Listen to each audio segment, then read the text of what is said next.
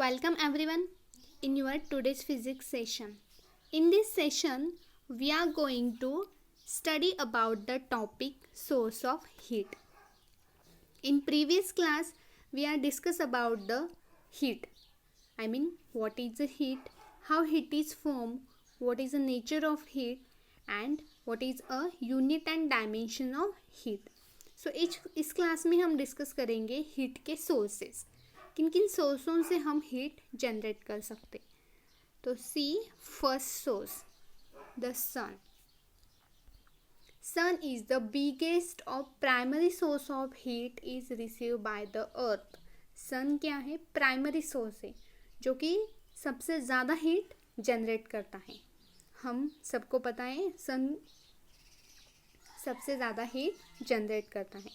A large amount of heat is generated due to the nuclear fusion taking place in its centre. सबसे ज़्यादा heat कब generate होती है? जब nuclear fusion का प्रोसेस होता है. अब न्यूक्लियर फ्यूजन क्या है ये देखते हैं. न्यूक्लियर फ्यूजन के प्रोसेस में जब हाइड्रोजन न्यूक्लिया फ्यूज होता है, हाइड्रोजन न्यूक्लिया फ्यूज टुगेदर, जब एक दूसरे के साथ वो फ्यूज होने लगता है तब हेलियम न्यूक्लिया फॉर्म होता है एंड हीट जनरेट होती है. What is a nuclear fusion process?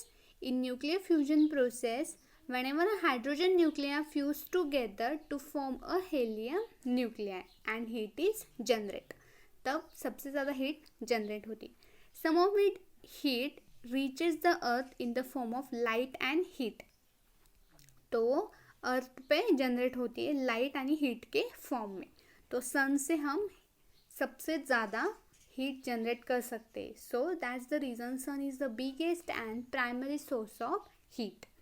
So first question for the homework is what is a nuclear fusion process. What is a nuclear fusion process.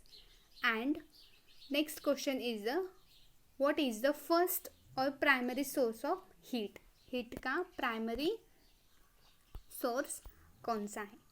Next source हम देखते हैं the earth. Earth is a second source of heat. As the temperature at the center of the earth is high, the earth is also a source of heat. अब अर्थ का temperature कब high होता है? हमने nuclear fusion के process में देखा, वहाँ पे हीट जनरेट होती है और अर्थ सरफेस पे होती है और वो हीट लाइट और हीट के फॉर्म में होती है. सो that's the reason earth is also a source of heat. और अर्थ से जो हीट जनरेट होने वाली होती है, this heat is called geothermal energy because heat is also in the form of energy. Heat energy के फॉर्म में ही होती है. तो अर्थ से जो हीट हमें जनरेट होने वाली है उससे हम कहते हैं geothermal energy.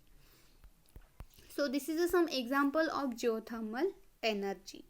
First, second and third. So this is a second source. Earth is a second source of heat.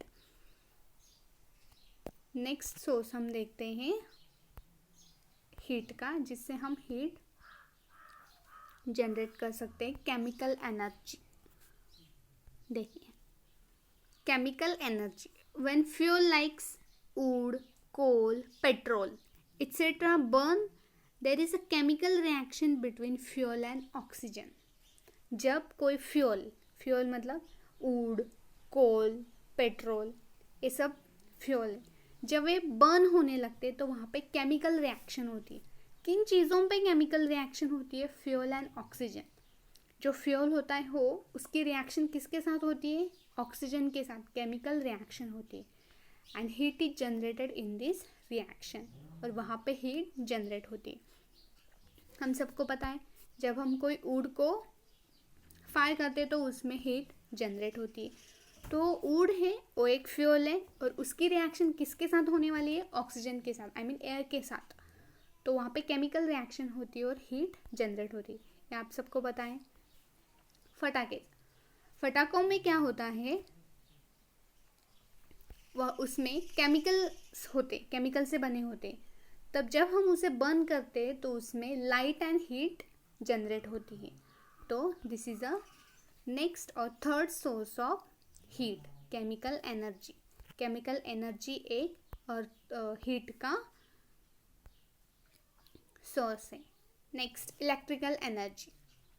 ये हम इन एनर्जी क्यों देख रहे हैं, chemical energy, electrical energy, because heat is in forming energy. Heat energy के form में होती है, तो chemical energy is also source of heat. Next हम देखते हैं electric energy. In our day to day life we have several equipment which produce heat with the help of electricity. हमारे पास ऐसे बहुत सारे इक्विपमेंट है डे टू डे लाइफ में जिसके हम हीट प्रोड्यूस कर सकते हैं, बट किससे हेल्प से, इलेक्ट्रिसिटी के हेल्प से. लाइक एग्जाम्पल देखिए उसके, electric press, electric heater etcetera. This electricity is a source of heat.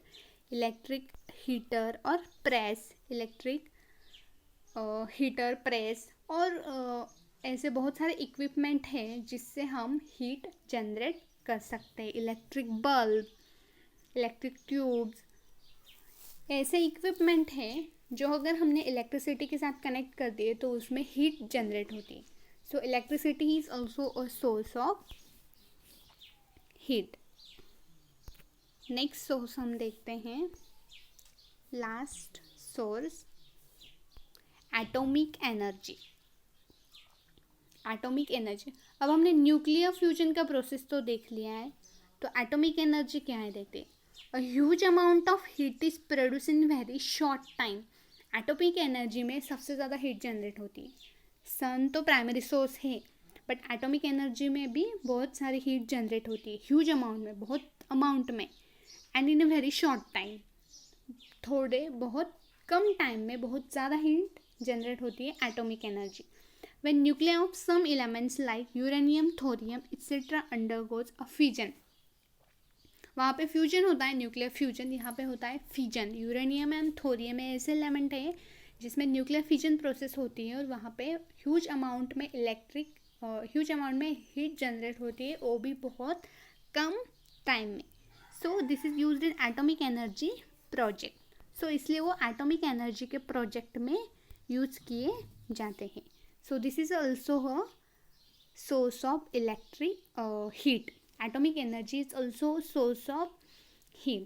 So second question for the homework is, what are the sources of heat? Explain in detail with the examples. Next question क्या है homework का, देखिए, what are the sources of heat?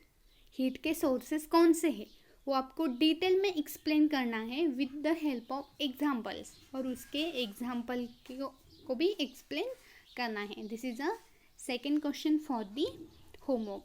I hope students you understood this topic.